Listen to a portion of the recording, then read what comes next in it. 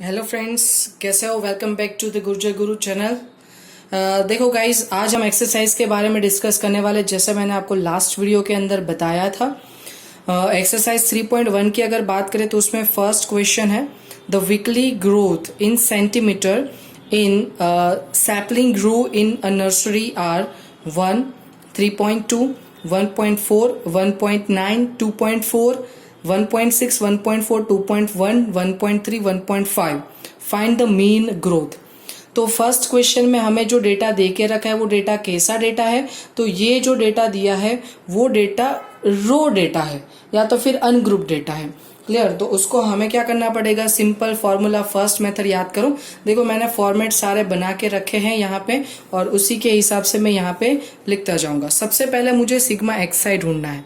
तो sigma XI के लिए हम क्या करेंगे? तो इन सबको टोटल करेंगे। अब बुक में मैंने आपको क्वेश्चन दिखा दिया है, आप भी साथ में देख सकते हो आपकी बुक में। 1 plus 3.2 plus 1.4 plus 1.9 plus 2.4 plus 1.6 plus 1.4 plus 2.1 plus 1.3 and 1.5। इन सब का टोटल करोगे तो सिग्मा एक्स आई आपको कितना मिलेगा? 17.8 मिलेगा। क्लियर? अब मुझे फाइंड करना है मीन। मीन मतलब एक्स बार। उसका formula sigma x i divide by n होता है और ये है 17.8। और ये नंबर्स आप काउंट करोगे तो ये नंबर्स कितने हो गए? 10 हो गए। तो divide by 10 is equals to 1.78। तो ये हो गया हमारा आंसर, है ना? सिंपल। तो ये रो डेटा था। अब हमें जो करना है वो दूसरा क्वेश्चन जो सिर्फ रो डेटा के ऊपर डिपेंडेंट नहीं है, थोड़ा अलग दे के रखा है। देख लो बुक के अंदर, इसके अंदर बोला है the mean age of 4 participant in the team of relay race was calculated to be 24 years. क्या बोल रहे कि भाई एवरेज 4 पार्टिसिपेंट की, मतलब n इक्वल्स टू 4 और उसका एवरेज जो है वो 24 है, मतलब मीन 24 दिया है। Later it was found that one of the participant age was actually 27 year which was wrongly recorded 25 years. बाद में ये पता चला कि एक पार्टिसिपेंट की जो एक्चुअल एज है वो 27 है, बट हमने गलती से लिखा है 25। There is a rule between there is a rule wherein it is not possible to participate in the race if the mean age is more than 25 years। और रूल ऐसा है कि अगर आपकी एवरेज, अगर आपका मीन जो है एज का वो 25 से ज्यादा होगा तो अब इस रेस के अंदर पार्टिसिपेट नहीं होगे। Can they participate in the race even after the correction of age? देखो, अगर मैं 25 लेता हूं तो 24 होता है, तो पार्टिसिपेट कर सकता है। बट अगर चेंज करते हैं तो भी क्या वो पार्टिसिपेट कर पाएंगे? तो उसके लिए मुझे करेक्ट मीन ढूंढना पड़ेगा। और अगर करेक्ट मीन जो है वो हमारा 25 से कम आ रहा है तो वो पार्टिसिपेट कर सकते हैं, अदरवाइज नहीं। देखो, इन्फॉर्मेशन में एन में लिख देता हूं, एक्स बार लिख देता हूं, करेक्ट इनकरेक्ट लिख देते हैं। क्लियर? ये सारी चीजें हम यहाँ पे लिख देते हैं। मैंने पहले से ये लिख के रखा है। देखो क्या लिखेंगे क्वेश्चन 2 के अंदर। सबसे पहले मुझे एन पता चला, n इक्वल्स टू 4। दूसरी चीज मुझे पता चलती है मीन। मीन का मतलब क्या है? x बार, और वो कितना दे के रखा है? 24 दिया है। क्लियर? और ईयर्स में है तो मैं ईयर्स लिख देता हूं, 24 ईयर्स दिया है। नेक्स्ट, उसके बाद क्या बोला है कि एक्चुअल एज 27 थी और गलती से आप लोगों ने कितना लिख दिया है? 25। तो मैं यहां पे लिख देता हूं actual age equals to 27 years and जो गलती से लिखा है मतलब रॉन्ग 25 ईयर्स। क्लियर? नाउ अब उसमें मुझे करेक्शन करना है, पर सबसे पहले मुझे क्या फाइंड करना पड़ेगा? एक्स आई, उस सिग्मा एक्स आई। उसके लिए मैं पहले एक्स बार का फॉर्मूला यूज कर देता हूं। उसका फॉर्मूला होता है sigma x i divide by n. तो एक्स बार मुझे पता है 24 होता है, सिग्मा एक्स आई मुझे फाइंड करना है और एन मुझे पता है कि वो सिर्फ 4 है। अब अगर मुझे एक्स आई फाइंड करना हो तो ये 4 डिनोमीटर में है तो मल्टीप्लीकेशन में चला जाएगा, मतलब sigma x i is equals to 24 multiply with 4। तो ये कितना हो जाएगा? Sigma x i is equals to 96। But ये कैसे मिलेगी आपको? इनकरेक्ट मिलेंगे। कैसे मिलेंगे गाइस? ये इनकरेक्ट है, मैं ब्रैकेट में लिख देता हूं इनकरेक्ट, क्योंकि ये गलत है। अब मुझे करेक्ट सिग्मा एक्सआई फाइंड करना है गाइस। अब हमें क्या फाइंड करना है? Correct sigma XI. तो मैं उसके बाजू में फाइंड कर लेता हूं correct sigma XI, correct sigma XI. उसको ढूंढने के लिए हम क्या करेंगे? तो मेरे पास जो रॉन्ग सिग्मा एक्सआई था, मतलब कि 96, उसके अंदर जो गलती से रिकॉर्ड किया है उसको माइनस करेंगे, मतलब 25 को माइनस करेंगे, प्लस जो एक्चुअल एज 27 है उसको प्लस करेंगे, तो ये हो जाएगा 98। डन। तो ये हो गया सिग्मा एक्सआई करेक्ट वाला। अब मुझे फाइंड करना है करेक्ट एक्स बार। अब उसके लिए क्या यूज करेंगे? तो correct sigma x i divide by n, ये वाला फॉर्मूला यूज करेंगे। सो क्या हो जाएगा? करेक्ट सिग्मा एक्स आई 98 है, डिवाइड बाई एन 4 से डिवाइड करोगे तो आपका आंसर हो जाएगा 24.5 ईयर्स। ये हमारा मीन हो गया। और हमारा रूल, हमारा नियम क्या है, अंदर रूल्स क्या है हमारे कि भाई 25 से ज्यादा नहीं होना चाहिए। तो ये तो 25 से कम है, तो क्या वो पार्टिसिपेट कर सकते हैं? यस। तो उसके नीचे हम एक सेंटेंस लिख देंगे, yes they can participate, they can participate in this race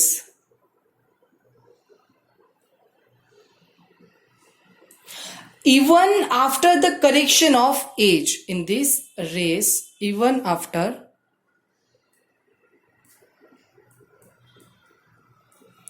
the correction of age, age में करेक्शन करने के बावजूद वो लोग रेस के अंदर पार्टिसिपेट हो सकते हैं। तो ये था हमारा क्वेश्चन नंबर 2। नाउ देखो उसके बाद थर्ड नंबर का क्वेश्चन क्या कहता है। थर्ड नंबर के क्वेश्चन के अंदर बोला है the following table gives the diameter of different screw selected from large consignment, find the mean diameter. चलो मीन डायमीटर फाइंड करना, उसके लिए आपको डायमीटर दे के रखे 30, 35, 40, 45, 50, 55 नंबर ऑफ स्क्रूज दे के रखे। चलो वही चीज मैं यहाँ पे लिख देता हूं, मैंने लिखा हुआ है ऑलरेडी। चलो ये मैंने लिख दिया। ओके नाउ अब सबसे पहले मैं डायरेक्टली एफ आई एक्स आई वाली मेथड कर सकता हूं, बट वो तो इजी है, वो सबको समझ में आ जाता है कि भाई एफ आई एंड एक्स आई का टोटल करो, एन से डिवाइड करो। पर डी आई वाली मेथड, मुझे शॉर्टकट मेथड आपको समझानी है। तो डी आई वाली मेथड के लिए सबसे पहले मुझे डी आई फाइंड करना पड़ेगा। डन। पहले तो क्या रट्टा अगर मैं बताऊं ना, तो रट्टा ये है कि किसी एक को आप अज्यूम कर लो। मतलब देखो ये इतनी वैल्यूज है, उसमें से किसी एक को पकड़ लो, 40 या 45, जो मिडल में होता है उसको चांस पहले देना है, बट अभी हम 40 लेते हैं क्योंकि कोई एग्जैक्ट मिडल में नहीं है। तो a इज इक्वल्स टू 40। अब क्या करो पता है, उसके आगे एग्जैक्ट 0 लिख दो, उसके ऊपर -1, उसके ऊपर -2, और उसके नीचे 1 2 3, मतलब नीचे पॉजिटिव 4 है तो 4, 5 है तो 5, ऊपर 1 2 3 जितने हैं वहां तक माइनस नेगेटिव में लिखते जाएंगे। तो ये डी आई मिल गया मुझे, क्योंकि देखो हर एक का जो क्लास लेंथ है वो सेम है। 30, उसके बाद 5 प्लस करोगे तो 35 आएगा, फिर 5 प्लस करोगे तो 40 आएगा, इस वजह से। अब देखो किया क्या है, लॉजिक ये है कि मैंने एक्स आई में से 40 को माइनस किया और सबका क्लास लेंथ 5 था तो मैंने 5 से डिवाइड किया। अब देखो 30 माइनस 40 करोगे तो -10 आएगा, -10 डिवाइड बाय 5 करो, हो गया -2।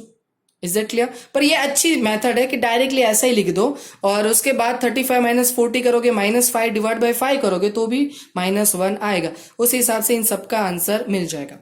फिर आपको फाइंड करना है एफ आई डी आई, या तो फिर एफ डी, जो भी बोलो चलता है।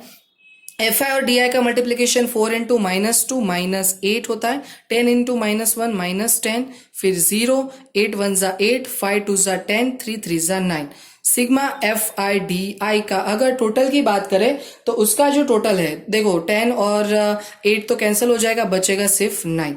ये उसका टोटल हो गया। नाउ अब हमें उसका मीन अगर फाइंड करना है तो क्या हो जाएगा, तो एक्स बार का फॉर्मूला है a plus sigma f i d i divide by n multiply with c।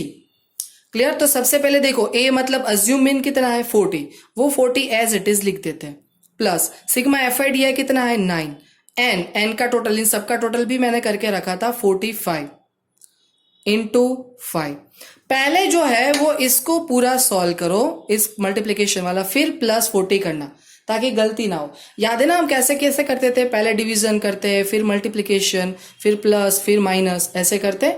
ये दोनों अल्टरनेट चलते हैं, आगे पीछे हो गया तो चलेगा, वैसे प्लस और माइनस में भी आगे पीछे चलेगा। डन। जैसे कि देखो मैं 9 डिवाइड बाई 45 करूँ, उससे अच्छा 9 इंटू 5 करूँ 45, 45 डिवाइड बाई 45 1, तो ये आपको समझ में आता है। तो देखो 40 प्लस 45 डिवाइड बाई 45, तो ये 1 हो जाएगा, मतलब 40 प्लस 1, तो आपका x बार कितना हो जाएगा 41। तो ये हो गया हमारा x bar. Is it clear? है ना इजी मेथड। नाउ ऐसे ही कुछ हमें 4 नंबर का सम दिया है, देख लो जरा 4 नंबर के अंदर क्या दिया है। तो 4 नंबर के अंदर बोला है guys, the marks in a test for a group of students are as follows. Find the mean marks of these students. पर यहाँ पे अभी हमें जो दिया है ना वो क्लास दे के रखी है, तो सीधी सी बात है, आगे के सब में आपको डायरेक्टली क्या दे के रखा था xi। अब इसके अंदर हमें xi फाइंड करना पड़ेगा। पहले जो चीज है ना वो मैंने यहाँ पे लिख दी है, देखो जरा सॉरी गाइज, मैं दिखाता हूं, मैंने लिख दिया है सब कुछ, ये रहा, देख लो। इसके अंदर हमने लिख दिया है क्लास 0 to 10, 10 to 20 वगैरह वगैरह, जो भी क्लास हमारे बनते हैं वो सारे क्लास लिख दिए, फ्रीक्वेंसी भी लिख दिया। बट अब मुझे फाइंड करना पड़ेगा xi मतलब और कुछ नहीं है, ये मिड वैल्यू है। और मिड वैल्यू आप लोगों को पता है कैसे फाइंड करते हैं हम, upper limit plus lower limit divide by 2। तो 0 प्लस 10 डिवाइड बाय 2 करोगे कितना आएगा 5, 10 प्लस 20 30 डिवाइड बाय 2 करोगे कितना आएगा 15। अब बार बार ऐसा ना करना हो, तो देखो हर एक का क्लास लेंथ 10 है, तो इसमें 10 10 प्लस करते जाओ, 15 प्लस 10 25 35 45 55 एंड 65, ये बार बार ना करना पड़े इसलिए। अब देखो किसी एक को ए अज्यूम कर लेते, एग्जैक्ट मिडल वाला 35 है, उसको ए अज्यूम कर लेते, और क्या करने का, उसके सामने 0, उसके ऊपर -1 -2 -3, और उसके नीचे +1 2 और 3। और अगर मैं लॉजिक की बात करूं तो डी कैसे मिला होगा, तो xi में से हमने क्या माइनस किया, 35 को माइनस किया, और कितने से डिवाइड किया 10 से, क्योंकि क्लास लेंथ कितने का था 10 का। क्लियर? अब फाइंड करेंगे fi एंड di, मतलब ये fi फ्रीक्वेंसी, उसका di के साथ मल्टीप्लीकेशन, 3 इंटू -3 -9, 5 इंटू -2 -10 -12 0 11 10 एंड 4 2 12। तो ऐसे कुछ मिला, और इसका जब आप टोटल करोगे तो इसका सिग्मा FIDI मिलेगा सिर्फ आपको 2, क्योंकि 10 एंड 12 तो कैंसिल हो जाएगा, 11 में से 9 जाएगा, तो 2 कैलसी में करना हो तो जो प्लस वाले उसको प्लस करके फिर माइनस वाले उसमें से माइनस कर दो। नाउ अब इसका मीन फाइंड करना है, तो x bar is equals to क्या हो जाएगा, a plus sigma FIDI divide by n multiply with c। Done. Board पे क्यों नहीं किया, ये अगर सोच रहे हो तो कुछ प्रॉब्लम था, जो ट्राइपॉड है उसमें थोड़ा इश्यू है, इसलिए मैंने अभी इस हिसाब से ही किया है। बट अगर नहीं समझ में आया तो बता देना कि सर इसमें नहीं समझ में आया।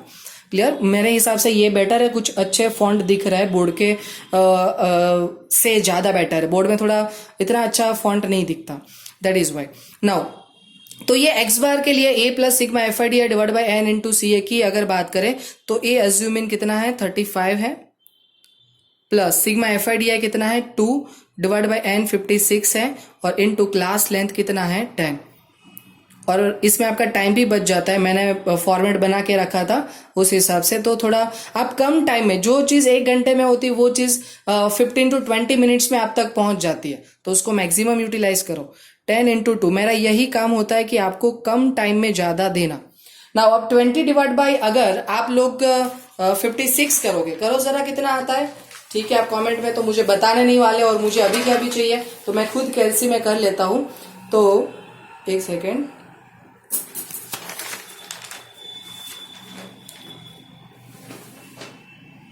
.36 आएगा। सो 35 प्लस 0.36, उसको प्लस करोगे तो 35.36 आएगा। क्लियर?